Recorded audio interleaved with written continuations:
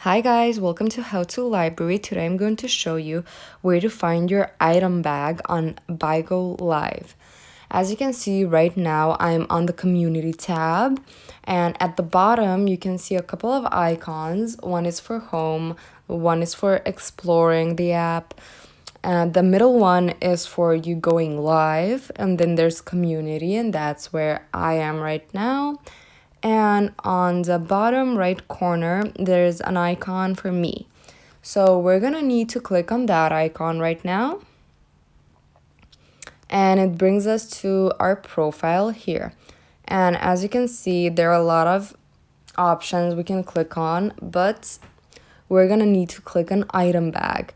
So we have messages, wallet, item bag, and my post. So item bag is right under wallet, so we're gonna need to click on it. And here you can see your items from this app. As you can see, I don't have any. And that's how you do it. Thank you for watching. Do click the like button if this video helped you, and subscribe to our channel for more helpful videos. Bye guys!